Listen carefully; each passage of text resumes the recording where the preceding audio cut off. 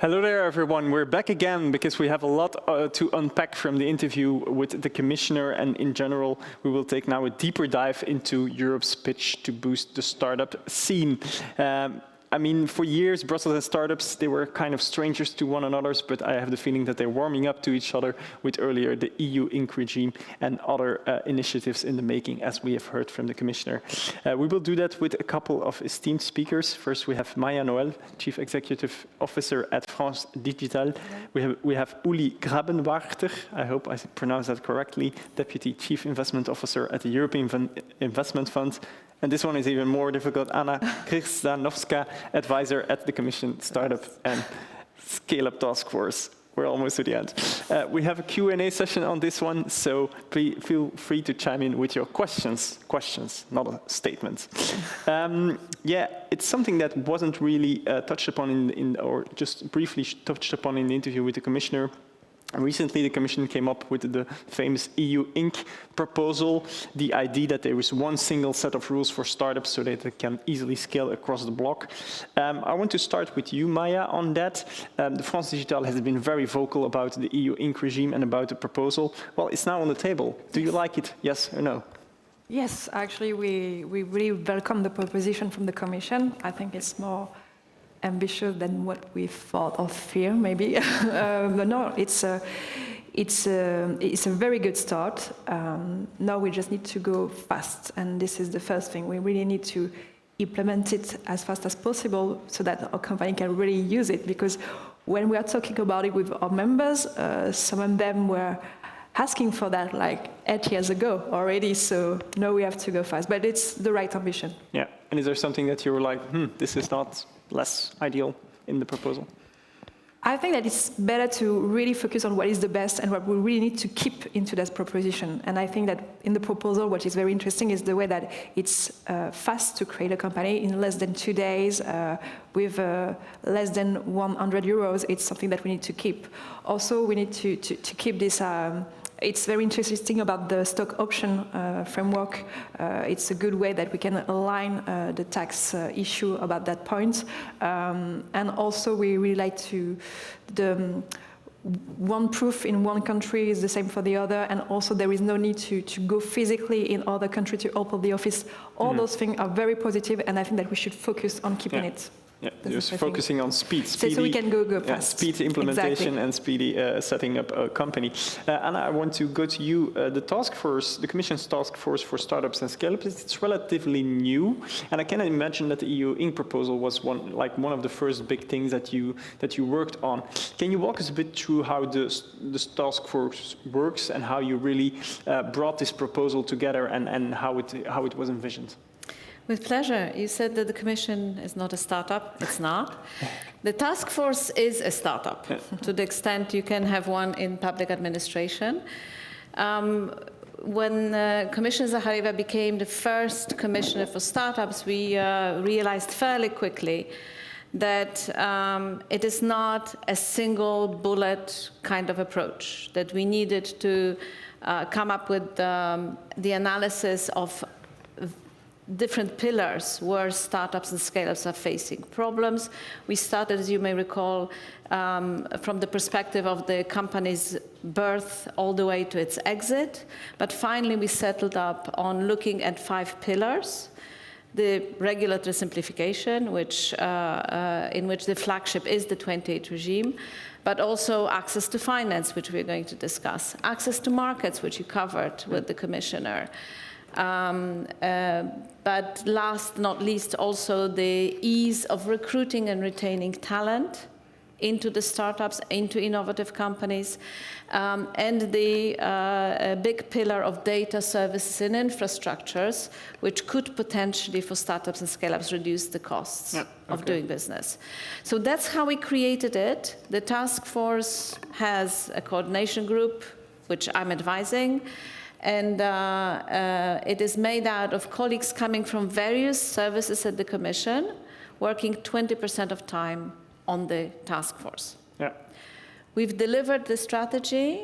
Now it's our, well, obviously, delivering a strategy is not the end of the road. It's actually the beginning of the road. It is important to make sure it's implemented. The implementation of a strategy at our level is making proposals, but everybody at the task force is committed to the fact that that has to be impact. Yeah. Maybe right? there are some lessons that you can learn from the European Investment Group, because you've been dealing with startups for a longer time, especially on the funding part, of course. Can you give the Commission some insights on how you have to deal with this peculiar type of companies, especially, well, from the funding side, but also on other aspects? Yeah, I think the most important insight that we gained over the last 2.5 decades is that as Anna was saying, that this is not a kind of one-fits-it-all solution finding. The ambition that we need to have for Europe is to build an ecosystem that replicates the opportunities, at least, that companies find in other geographies and actually can access in a European context in the same easy manner as they can do it in other geographies, because that will eventually be the biggest argument that Europe has to offer to keep them where they grow. If we manage to do that, then I think all the other elements of how we are connecting this to research, how we are connecting this to investors and things like that become so much easier. Now, when we talk about the entrepreneurship community and the development that we have seen of the European ecosystem over the last 25 years, when I started at EIF back in 2000 in the midst of the technology crash, we basically have been looking at the symmetry of companies, entrepreneurship, capital markets, everything. And I think if you look at it from the perspective of 2026, 2.5 decades later, we have come a very long way. And I think also what the interview of the Commissioner was showing is there has been never bigger awareness also in the public policy space of the importance of the access to finance and what innovation can play as a role in the competitiveness of Europe. But we can look backwards and be proud of some of the achievements that we've made. And we can look forward and try to do better. Yeah. We need to be much more efficient going forward. The first pillar you mentioned was on simplification, so I want to bring the topic on that, because startups often mention, when we speak to them, they say like, okay, Brussels, a lot of rules, we have a lot of compliance costs. As I already said, like they often have to hire a lawyer really quickly in their scaling of the company. Let's talk a bit then about, for example, this morning's deal, but in general, the simplification exercise that the Commission is doing. Maya, do you think that what the deal this morning, is that enough, or should more be done to ensure that, startups have a fighting chance in this global perspective that they often have to face? I think that we are going to the right direction, and sure, we need more and more simplification, but what we really need is more visibility. And what is going on right now is, I think, with EU Inc., for instance, is that we really try to create this path, to create this kind of brand, and to really give visibility for the European entrepreneur, but also for the foreigners of what is going on in Europe, and we have to stick into that narrative that we are building, and give and following it, it will give some visibility and reassure the entrepreneur who want to create their company here. The talent maybe will come back, and I've already came back from the US, for instance, because they feel that something is happening in Europe, and also we really need to reassure the investors that we're going to stick into the simplification. But then you say it's a bit about creating a narrative, rather about concrete measures, or? It's both, I think. And this is what is really interesting, I think, into EU Inc. And maybe if we really succeed to implement this regulation for incorporation, maybe we should do the same for investment, for instance. Because what we are facing today, despite the simplification and the rules, is also still a lack of finance. Because if we take the number into the Draghi report, I think that we are facing a gap of 800 billion a year for investment. So we need to rely on non-EU investment to keep on innovate and create scale-ups. But the paradox is that we have 10 trillion savings in Europe that we could use and that we can direct into to finance innovation and to take some risk. But the fact is that I think that institutional investors fear to invest into VC. And we need to teach them to put some money in it. We need to teach the insurer. And this is it's a mindset issue as well. Is also. Yeah. So I want to bring the simplification question a bit to you because, for example, the EIC, which is already doing investments in startups, it got in the beginning, in its early years, a bit of criticism that it was a bit too bureaucratic, that you had to fill in too much forms. So I want to bring that question to you: is that how do you, apart from the omnibuses, etc., how do you push an innovation-friendly, a simpler access ID to what you're doing in your boat operations? Look, I mean, I think that every time we go in a panel, we have that question, and it is, we can wish reality away, but the reality is here, right? The first reality is that we have a complex, sovereignty-driven structure at the European level, where evidently one is better than 27, but not for everybody. It's definitely better for startups and scale-ups. It may not be better for some companies which are already well established in their sovereign markets. So there's no unanimity there. There is still a fight of power. The EIC indeed was burdened with a lot of procedures, but God is my witness, what we've spent the time at the Parliament trying to convince people that the Commission can actually run a fund. Apparently the Church of England can run a fund, so why not the Commission, right? But it was not an easy argument. It took a lot of time to convince people that A, it's a good idea, and B, that we're capable to do it. Today, that's more than something that you have to preach internally, like we can do this? I think we have to preach it internally because we are a structure where control over public funds is very heavy. Because of that internal distrust around. But to give you an example, and perhaps I hope a flicker of hope, we're proposing a pilot in the defense area where a lot of these constraints and delays have been proposed to go away. And apparently it's going very well. I always say it's a pity that we need to have bombs falling not too far away from our borders in order to actually do the right thing. But apparently Europe is being made crisis by crisis, and here's one that is pushing things forward and hopefully setting good precedents into simpler procedures. Is that what you? Is that also something you see, that when crises are happening, that there is a speed in approval of certain, or maybe the removal of certain procedures that previously deemed very necessary? I think this is in the nature of humankind. When we're with the back against the wall, then we are in the state of being the most creative of finding solutions, and I think public administration is no exception to that. I think we have even examples out of the very recent past when we look at the impact of the COVID crisis in 2021, when this EGF fund has been created basically overnight and has been mobilizing enormous amounts of money to sustain the economy in that period.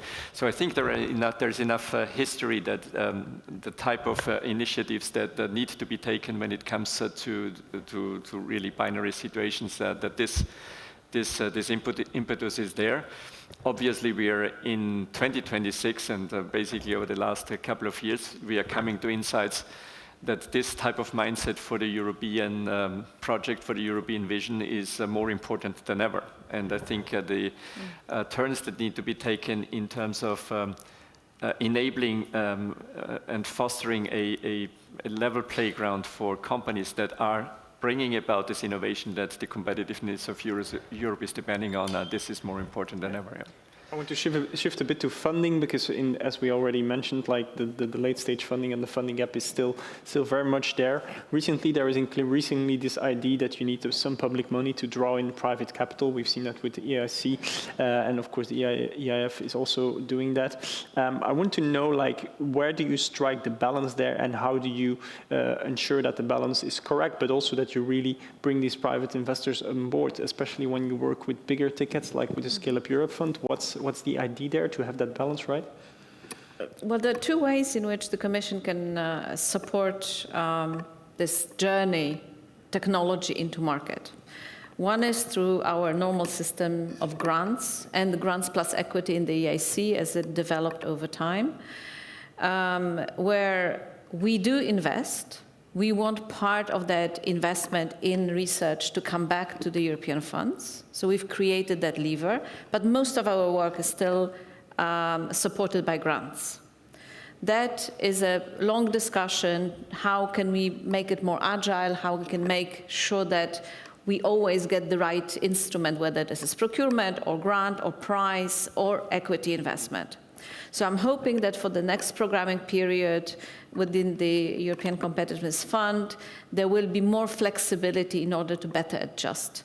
And the second way, we have a very long history of collaboration on innovation with the EIB group, which is our European banking support and the fund support in Europe, where we contribute by reducing the risk that the EIB group is taking in supporting these priority companies from the policy perspective.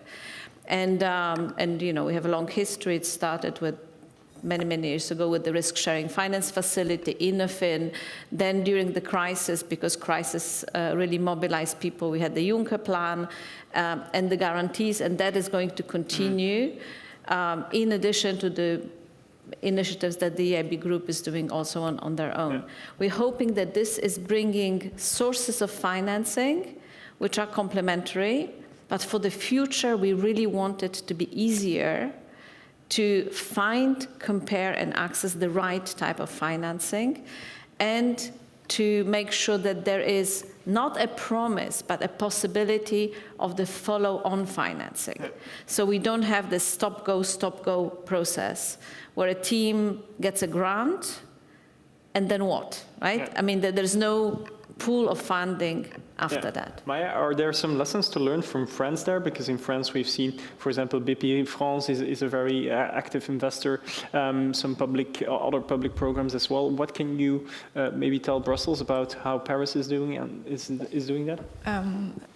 I agree with what you say, saying that public money needs to be there to reinsure and to de-risk. I think it's very important, and this is what BPI has done, I think, by being an investor and being an investor from the beginning. It reinsures the other private investors. I think the good initiative, this is what I was wanting to say regarding the kind of EU initiative for finance. This is what we have done in France. We call it the Initiative TB. It's a moment when we put around the table all the insurer and institutional investors saying, okay, you all need to start investing into venture capital. And we all do it together at the same moment so we can leverage this moment and attract more private investors. And actually, it really worked. Because thanks to this initiative, we raised more than 40 billion euros from insurer and institutional. And thanks to that, we put more than 30 billion euros into the tech ecosystem in France. So I think this is a good way to really reinsure the private investors about the venture capital. Yeah. And public investor can help for that by being one of the first putting the money. Anna, you wanted to weigh in? Yes, I believe that the strategy has some fingerprints from La French Tech and the French strategy for support of startups. And actually, the TB initiative has inspired the work that we are doing jointly with the EIB group to mobilize investors also at the European level. We would like to replicate that success and really give confidence and opportunity for investors to invest in the innovation sphere at the European level, in complement to those national initiatives. And maybe create this kind of regulation framework as EU Inc. that we could call, I don't know, EU finance, EU growth or whatever, that could maybe help the investors with something between 500 million or 2 billion asset under management to have the kind of easy reporting, same reporting for all the investors into Europe, and they can raise money from every country. That could be something very powerful.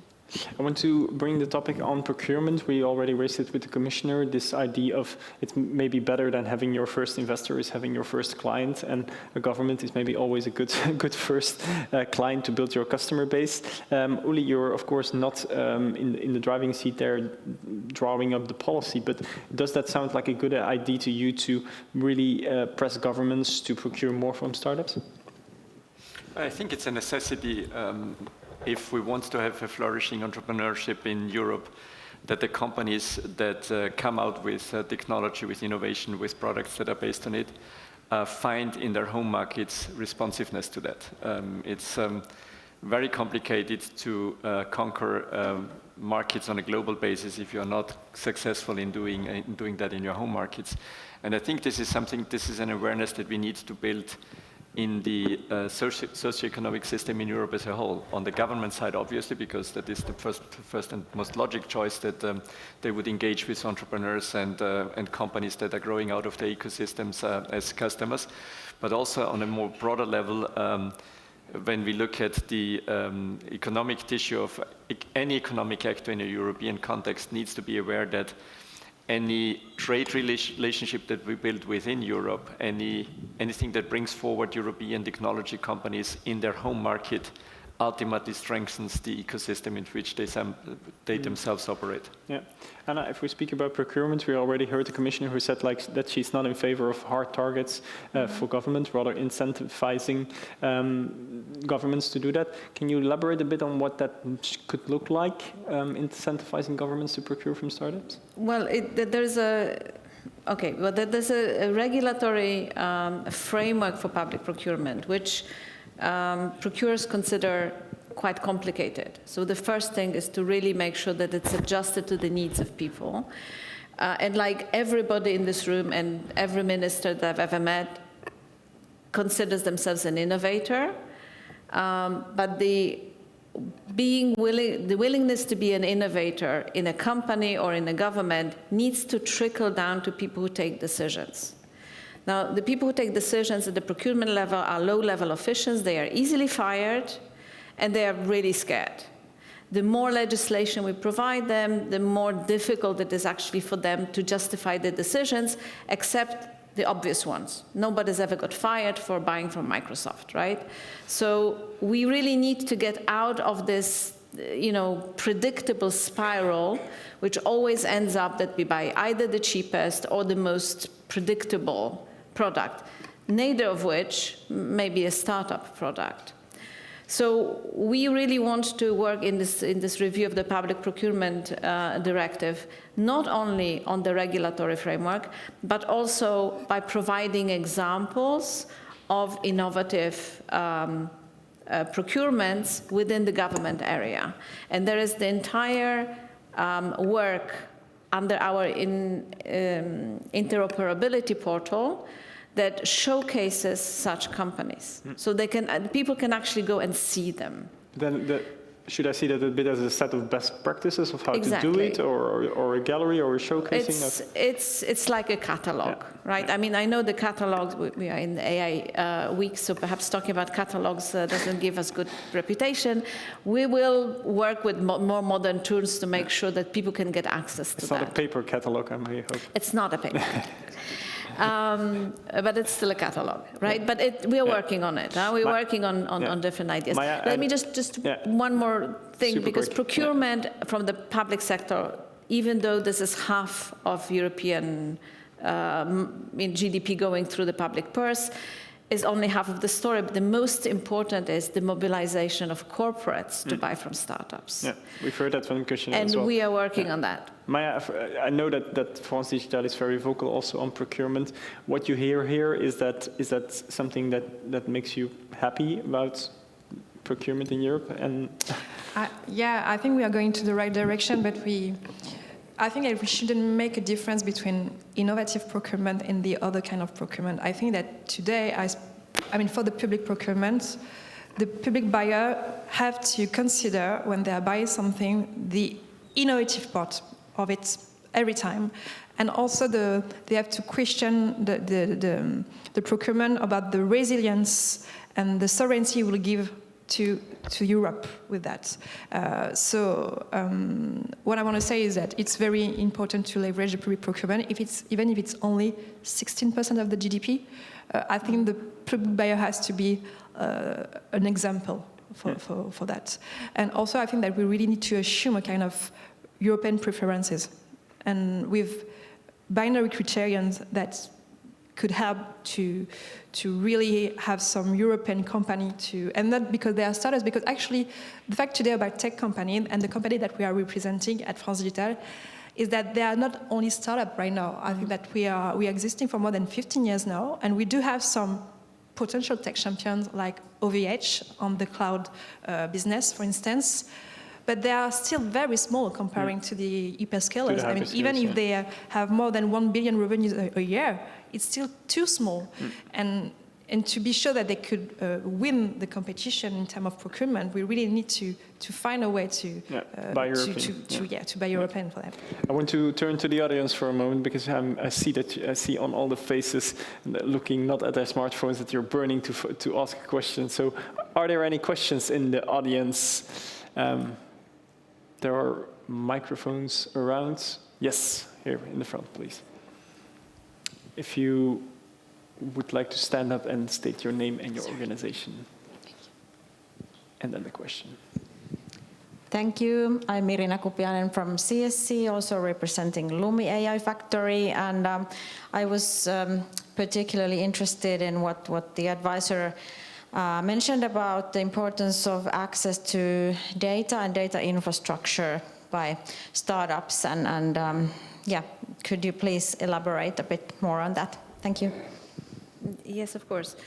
This is a pillar of the strategy where we are looking at different initiatives within the Commission, which might be driving better access to data, even though they are, as you probably know, actually delivered by different DGs. So we have our own data strategy. We work Apply AI and the AI factories as initiatives. We work on making sure that the provisions of these initiatives are startup and scale-up friendly. The strategy also is looking at developing a way in which public support to startups and scale-up can be delivered through a single point. We have this frustration that when we start counting our own one-stop shops, we stop at 20 in desperation. Right? We have too many of those. We are currently working on a solution which would allow the companies to find, to compare, and to access services that they need. But you need to realize this holistic, whole-of-government approach that we've espoused is not because it's the easiest, but because it's the only one that's realistic. Right? We cannot change in one go thousands and thousands of pages of regulatory framework which touches these different areas. Yeah. And you cannot break the Commission structure from decades in one night, I can imagine. Indeed. As well. One more point, if you allow me. There's a particular type of infrastructures that we actually have under our own DG research responsibility, and that is access with what we call infrastructures for innovation. These are research and technology infrastructure that are used for testing, validating technologies before they become market specific. And there we have specific program to make sure that we make them more accessible and more European. Very often these infrastructures are member state owned, and they give member state preferences, or they have different terms and conditions from different countries.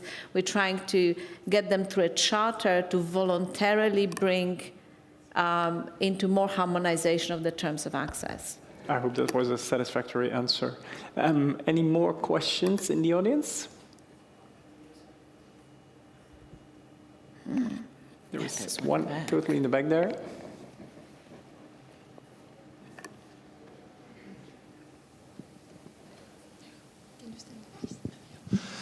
Hi, my name is Jules Landrieu. I work for Burson. I'm quite interested in looking also at the cross-border kind of funds that are shaping up between governments. The Cuqui-Noyer report, for example, has enabled some sort of cross-border collaboration in order to have a little bit more financing, not only in venture capital, but also for private equity, et cetera. I guess my question around these kind of private-public partnerships, is there any key takeaways that we can use at EU level, or any key takeaways that we can use at national? Thank you. That's maybe one for you. Lee, do you want that one? Yeah, I think in terms of public-private partnerships, this is something that the EIB group and the EIF in particular on the equity side has been working with for more than 2 decades. And I think that the core piece of public-private partnership is the ambition of the public sector to be a catalyst for the private sector to engage. And I think this is the core of the DNA that we have been living for 2.5 decades, with the ambition, and I think you asked before the question, where is the right balance between public and private? I think the answer to that must be pretty clear. When we talk about capital markets that sustain technology, innovation, and everything that goes with it, the private sector needs to own that space. The role that the public sector can play in that context is to be the catalyst for demonstrating to the private sector that it not only makes a policy sense to be engaging in that, but it also makes economic sense to engage in that. And that is something that we have played as a catalytic investor alongside the private sector for 2.5 decades in all stages of the development of company finance, from pre-seed to post-IPO. We are most recently engaging in the initiative that is there to build a scale-up market for Europe. We have launched 2.5 years ago the ETCI One initiative, European Technology Champions Initiative, first generation that had the ambition to bring 1 billion plus funds to the market in order to have a kind of counterpart for Asian and North American players looking into Europe. And we are currently building the second generation for that. And the first generation has been actually exclusively public sector financed because it needed to demonstrate the presence of a market and the viability of a market.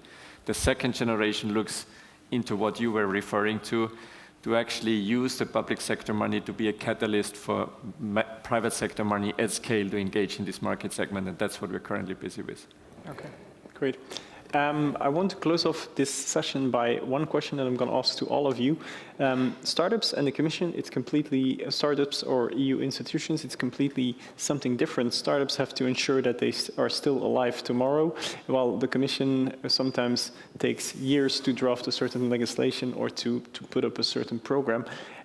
You've engaged a lot with both sides. Can you give one key advice or one key experience where you feel like, okay, this is how we should, ensure that startups and EU institutions can speak to one another? Anna? Well, I talk to a lot of startups. One of the good things about being an advisor, I actually have time to talk to startups. Many of my colleagues don't. And at the beginning of our discussion, we actually made it very clear that it is, if we in this task force do not discuss in what way what we're doing increases the revenue, reduces the cost, reduces the time, or reduces the risk, then we are not doing the work for startups. We may be doing very good work, but we're not doing the work for startups. And I have to say that the response of people who usually don't think in these terms was incredible.